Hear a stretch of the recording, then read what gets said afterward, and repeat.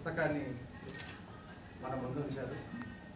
ఈ పుస్తకాన్ని మన ప్రియతమ రాష్ట్ర ప్రభుత్వ సలహాదారులైన ఏవి రమణాచారి గారికి అంకితం ఇస్తున్న సందర్భంగా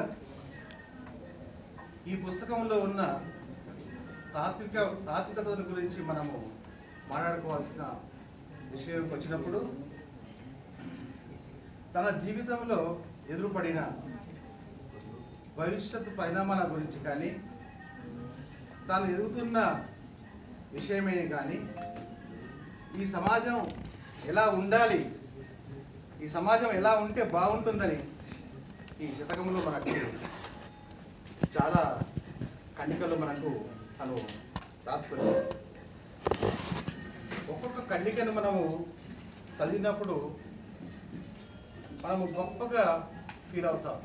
అంటే మన జీవితంలో మనం ఎదుర్కొంటున్న ఆటుపోట్ల విషయం కానీ మనం ఆస్వాదిస్తున్న ప్రేమ విషయం కానీ ఇలా రకరకాలుగా నిన్ను నువ్వు తెలుసుకో మానవ అనే ఈ పుస్తకంలో తన చాతుర్యాన్ని, తన మేధావితనాన్ని, తన గొప్పతనాన్ని అంతా అక్షర రూపంలో మనకు ఈ పుస్తకంలో అందించారు.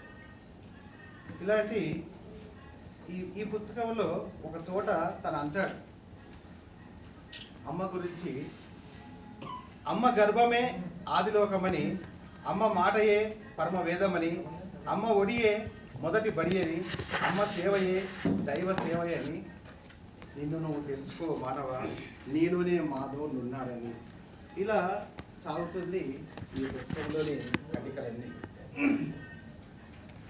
మనిషి అప్పుల గురించి చెప్తాడు ఒక చోట.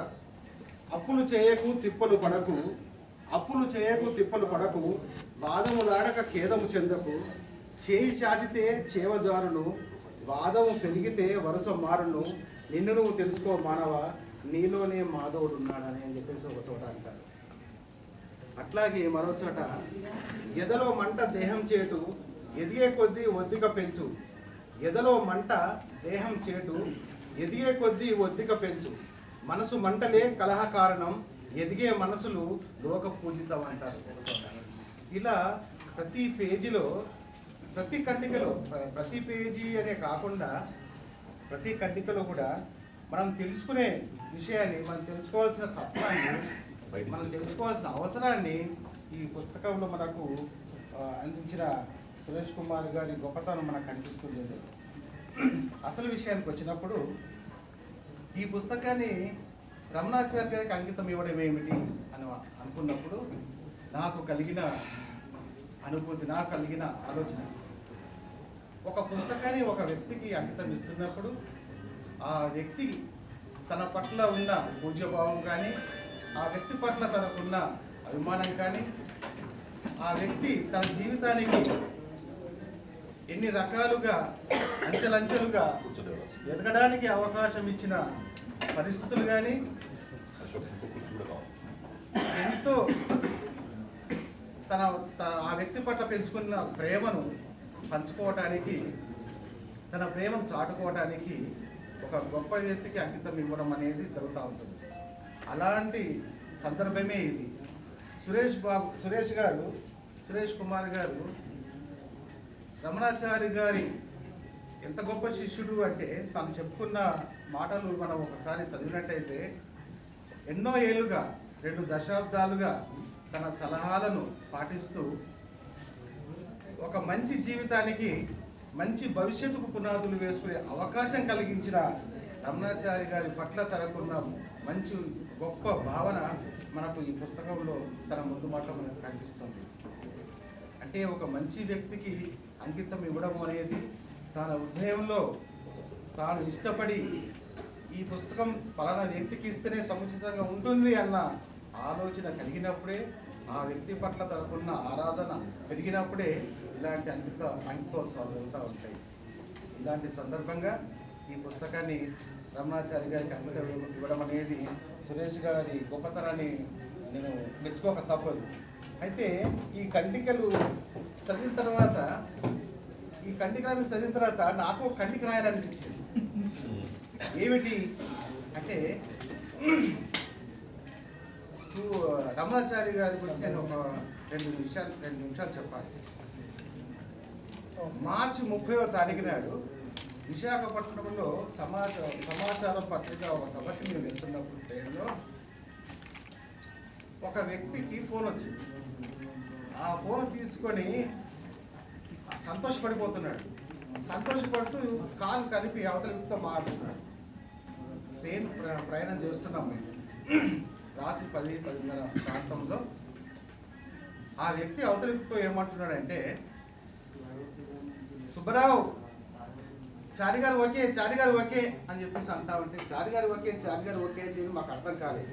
ఇంకా ప్రయాణికులందరూ అందరం మళ్ళీ అవతలి వ్యక్తి నుంచి సమాధానకు స్పందన రాకపోయేసరికి వినిపిస్తుందా చారి గారు ఓకే అని చెప్పేసి అంటా ఉన్నారు. అయితే అక్కడ ఉన్న వాళ్ళందరికీ డిస్టర్బ్ అయింది ఆయన కంఠము, వాళ్ళ సంభాషణ. అప్పుడు పక్కకున్న వ్యక్తి అడిగాడు, ఏమయ్యా చారి గారు ఓకే అంటున్నావు, మా అందరు నిద్ర పాటు చేస్తున్నావు ఏంటయ్యా అని చెప్పేసి అడిగినప్పుడు, ఏం లేదు రమణాచారి గారు మళ్ళీ సంస్కృతి శాఖకు పదవిలోకి వస్తున్నారు. ఆ వార్త చెప్పడానికి నాకు తెలిసిన వార్తలు నా మిత్రులు చెప్పడానికి ప్రయత్నిస్తున్నా అని చెప్పేసి అన్నప్పుడు ఆ కంపార్ట్మెంట్లో ఉన్న వాళ్ళందరూ రమణాచారి గారి అభిమానులు. వాళ్ళు ఎంత సంతోషపడారో నేను ఇప్పటికీ మర్చిపోను. మార్చి 30, 2012 నేను ప్రయాణిస్తున్న సంఘటన. అంటే నేను ఈ విషయం ఎందుకు చెప్తున్నానంటే, సురేష్ కుమార్ గారు ఈ పుస్తకాన్ని అంకితం ఇవ్వడము కారణం ఏమిటి అంటే, రమణాచారి గారికి ఒక సురేష్ కుమార్ గారే కాదు, చాలామంది అభిమానులు ఉన్నారు ఈ దేశంలో, ఈ రాష్ట్రంలో, ఈ సమాజంలో. అంత గొప్ప వ్యక్తికి ఈ అంకితం ఇవ్వడం అనేది కూడా నేను గొప్పగా భావిస్తూ, నాకు వచ్చిన ఆలోచన రమణాచారి గారి పట్ల 6 అడుగుల ఆజానుభావులు ఆలోచన ఆకర్షణ వీరి సొంతం. 6 అడుగుల ఆజానుభావులు ఆలోచన ఆకర్షణ వీరి సొంతం. అందరి ఆనందాన్ని కోరుకునే అపురూపమైన వ్యక్తి వీరని నిజం తెలుసుకో మానవ, రమణ గారిలో మాధవుడున్నాడని. అట ఇంకొచ్చి నా కథిక. అందరినీ ఆదరించేవారు ఆవేశాన్ని అనువైనా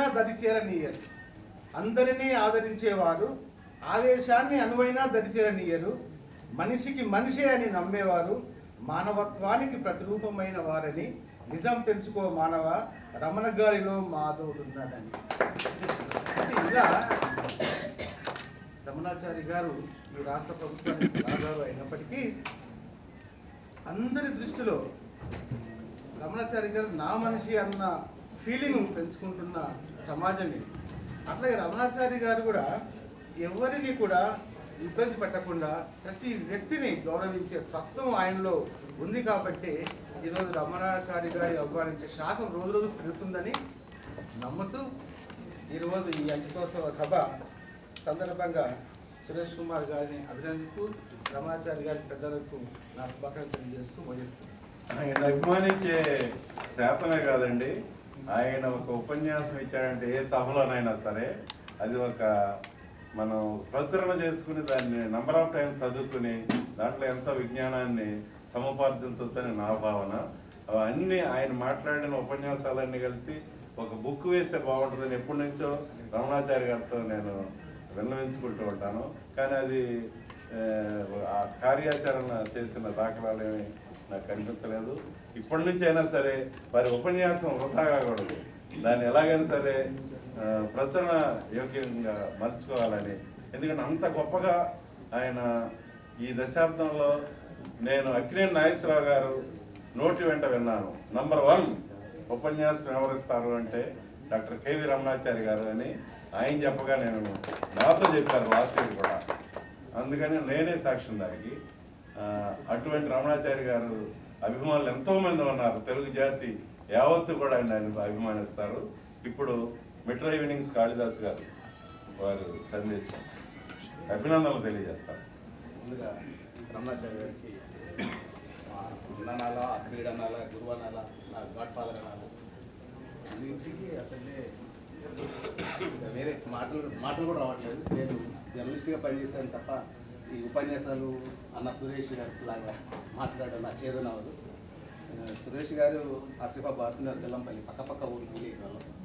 అందులో రెవెన్యూ డిపార్ట్మెంట్ వదిలిపెట్టేసి ఈ సాంస్కృతిక రంగంలో కానీ నాటక సినీ రంగంలో కానీ టీవీ రంగంలో వెళ్ళేటప్పుడు మేము అదే ప్రాంతానికి చెందిన ఇప్పుడు అప్పుడు అక్కడ ఐఎస్గా పనిచేసిన వాళ్ళందరూ ఇప్పుడు రిటైర్డ్ అయిపోయారు.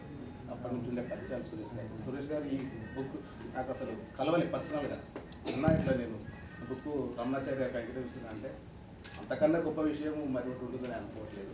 రమణాచార్య గారికి ఇవ్వడం అంటే నేను మొన్న ఒకసారి సార్తో మాట్లాడుతున్నప్పుడు ఒకటే మాట, ఈ ప్రపంచంలో అత్యంత ధనవంతులు అత్యంత గొప్పవాళ్ళు కూడా దొరకని ఒక అదృష్టం బ్రహ్మచారి గారికి.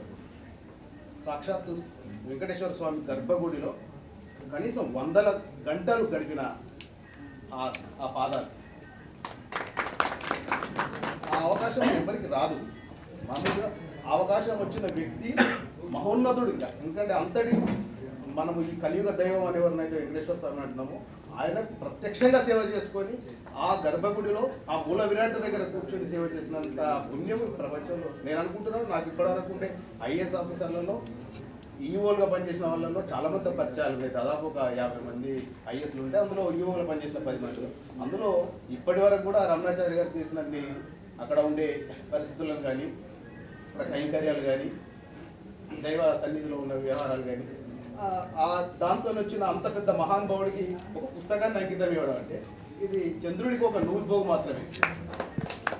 ఇది గొప్పదని అనుకోవడం, అది మహోన్నతమైన ఒక వర్ణించడానికి కూడా వీల్లేనంతటి ఆ సంగమంలో ఇది ఒక చిన్న ఒక 0.00001 అన్నాను. ఏమనుకోదు సురేష్, ఈ పుస్తకాన్ని నేను బహుశా నేను ఇప్పుడు దేవదాస్ గారు అన్నట్టుగా పుస్తకంలో అద్భుతమైన వ్యాఖ్యలు కానీ కంటకాలు ఉండొచ్చు, కానీ రమణాచార్య గారు ఒక మేలు పర్వతం. దాన్ని నేను రచనలో చెప్పగలను తప్ప రాయగలను తప్ప మాట్లాడడం నా చేత నవ్వదు. నన్ను క్షమించండి అన్నగారు. కాళిదాస్ గారు చక్కగా వారి అభినందనలు తెలియజేశారు. రమణాచార్య గారి ముందు మనం చెప్పుకోవడం విడిగా చెప్పుకోవాలి. ఇటువంటివన్నీ 3 విషయాలు మీ అందరికి తెలవాలి. ఏమిటంటే కులీ కుతుబ్ షా అనే సంస్థ నుంచి ఆయన వర్క్ చేసిన తర్వాత బయటకు వస్తే ఆ సంస్థ వాళ్ళందరూ సరే ఆయన ఇక్కడే ఉండాలి అని వాళ్ళందరూ భీష్మించుకొని కూర్చున్నారు అనమాట. అంత గొప్ప సేవలు అందించారు అక్కడ.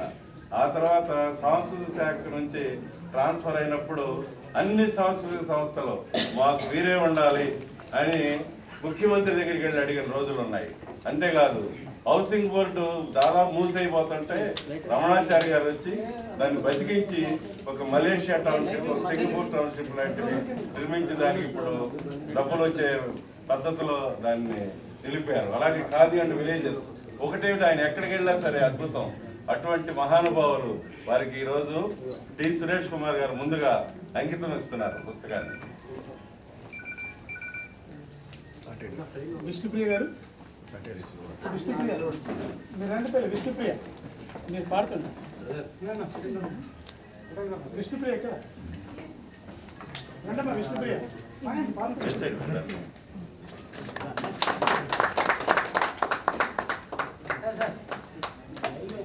నిన్ను నీవు తెలుసుకో మానవ నీలోనే మాధవుడున్నాడని అమ్మ గర్భమే ఆదిలోకమని అమ్మ మాటయే పరమవేదమని అమ్మ ఒడే మొదటి బడి అని అమ్మ సేవయే దైవ సేవయని నిన్ను నీవు తెలుసుకో మానవ నీలోనే మాధవుడున్నాడని గురువు బోధలే ధర్మబోధలని గురువు చూపులే నిగుల బలమని గురువు పూజలే జీవకాంతులని గురువు తత్వమే చిదానందమని నిన్ను నీవు తెలుసుకో మానవ నీలోనే మాధవుడున్నాడని అయ్యే కదరోయ్ ఆదిదేవుడు నానే కదరా నరకలకు నేస్తము ఫాదర్ తండ్రిని మించిన దైవం లేడు నిన్ను నీవు తెలుసుకో మానవ నీలోనే మాధవుడున్నాడని జీవితమన్నది మూడు నాళ్ళని బంధములన్నీ మూడు రోజులని ఆస్తి పాస్తులు తోడు రావని తాను ఆస్తి పాస్తులు